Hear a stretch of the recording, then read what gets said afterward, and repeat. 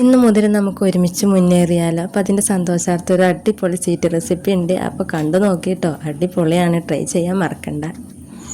നല്ല കാണാനും ഭംഗിയല്ലേ, കഴിക്കാൻ അതിലേറെ രുചിയുള്ള ഒരു കിഡിലൻ സ്വീറ്റ് റെസിപ്പിയാണ് കേട്ടോ ഒന്ന് കാണിക്കുന്നത്. അപ്പോൾ welcome back to my channel. എല്ലാവരും ഒന്ന് സബ്സ്ക്രൈബ് ചെയ്ത് സപ്പോർട്ട് ചെയ്യണം കേട്ടോ. സബ്സ്ക്രൈബ് ചെയ്യാൻ മറക്കരുത്. അങ്ങനെ ആവശ്യമുള്ള ഇൻഗ്രീഡിയൻസ് ഇതൊക്കെയാണ് കേട്ടോ. നുറുക്ക് ഗോതമ്പ് എന്ന് പറയും. അത് ഞാൻ മിക്സിയിൽ 2 വിസിൽ വേവിച്ച് വെച്ചതാണ്. അതുപോലെ നമ്മൾ പപ്പായ വൃത്തിയാക്കി ഭംഗിയാക്കി റെഡിയാക്കി എടുത്തിട്ടുണ്ട് കേട്ടോ.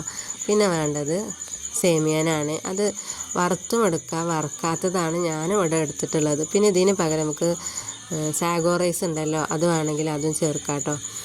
അങ്ങനെ പിന്നെ ചെറിയ ജീരകം, കുറച്ച് നട്സുമാണ് ഞാൻ എടുത്തിട്ടുള്ളത്. പിന്നെ അതാ നെയ്യ്, അതുകൊണ്ട് അത് നമ്മളെ ഇതൊക്കെ നട്സും കിസ്മിസൊക്കെ വറുത്തെടുക്കാൻ വേണ്ടിയിട്ടാണ് കേട്ടോ നെയ്യ്.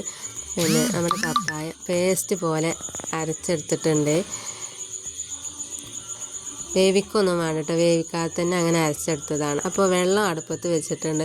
അത് നല്ല പോലെ തിളച്ച് വന്ന ശേഷം നമ്മൾ സേമിയൻ ഉണ്ടല്ലോ അതേക്ക് ചേർത്ത് അതൊന്ന് വേവിച്ചെടുക്കാം കേട്ടോ. അതൊക്കെ എളുപ്പം തന്നെ ആയി കിട്ടും.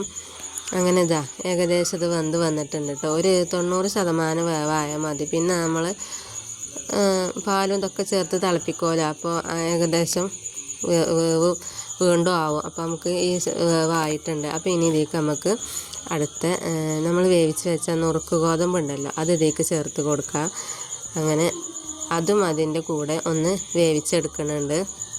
വേവിച്ചല്ല, വെന്തതാണ്. അപ്പോൾ ഒന്ന് തിളപ്പിച്ചെടുത്താൽ മതി കേട്ടോ, തിളക്കണ സമയം മതി. പിന്നെ എല്ലാവരും വീഡിയോ സ്കിപ്പ് ചെയ്യാതെ കാണണം കേട്ടോ. നല്ല അടിപൊളി സ്വീറ്റ് റെസിപ്പിയാണ്, നമ്മൾ കുട്ടികൾക്കൊക്കെ ഇഷ്ടമാവും. ട്രൈ ചെയ്യാനും മറക്കണ്ട. പിന്നെ നിങ്ങളെ കമൻറ്റ് ഫീഡ്ബാക്കൊക്കെ കമൻറ്റിലൂടെ അറിയിക്കണം കേട്ടോ. പിന്നെ ഇതെൻ്റെ പുതിയ ചാനലും കൂടിയാണ്, എൻ്റെ ആദ്യത്തെ വീഡിയോ ആണ്. അപ്പോൾ എല്ലാവരും സപ്പോർട്ട് ചെയ്യാൻ നമ്മുടെ പപ്പായ പേസ്റ്റ് ആക്കിയത് അതും ചേർത്തിട്ടുണ്ട്. ഇനി അതൊന്ന് തിളച്ചെടുത്ത്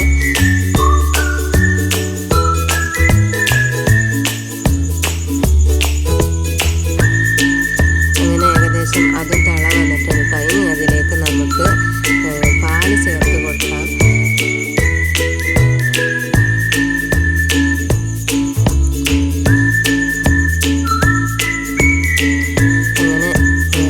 ചേർത്ത് കൊടുത്തിട്ടുണ്ട് കേട്ടോ. ഇനി അത് ഒന്ന് തിളക്കുന്നത് വരെ വെയിറ്റ് ചെയ്യാം. ഈ ഒരു സമയം കേട്ടോ നമുക്ക് വേണ്ടത്. തിളക്കാൻ ഓരോന്ന് ചേർക്കുമ്പോൾ ആ തിളക്കുന്ന ഇത് ടൈമുണ്ട്, അത് മാത്രം മതി. നമുക്ക് അരമണിക്കൂർ കൊണ്ട് ഇത് ഫുള്ള് പണിയും കഴിക്കാം കേട്ടോ. അടിപൊളി പപ്പായ കൊണ്ടുള്ളൊരു സ്വീറ്റ് നമുക്ക് റെഡിയായി കിട്ടും. പായസം വേണമെങ്കിൽ പായസം പറഞ്ഞ് നമുക്കിതൊക്കെ തണുത്തിട്ട് ഫ്രിഡ്ജിൽ വെച്ചിട്ട് അങ്ങനെ വേണമെങ്കിൽ കഴിക്കാം. അങ്ങനെ ആവശ്യത്തിനുള്ള പഞ്ചസാരയും ചേർത്ത് കൊടുത്തിട്ട് അത് ഇളക്കി എടുത്തിട്ടുണ്ട്. പിന്നെ മധുരം കോൺസെൻട്രേറ്റ് ചെയ്യാൻ വേണ്ടി കുറച്ച് ഉപ്പ് കൂടെ ചേർത്തിട്ടുണ്ട് കേട്ടോ. അങ്ങനെ ശേഷം അതൊക്കെ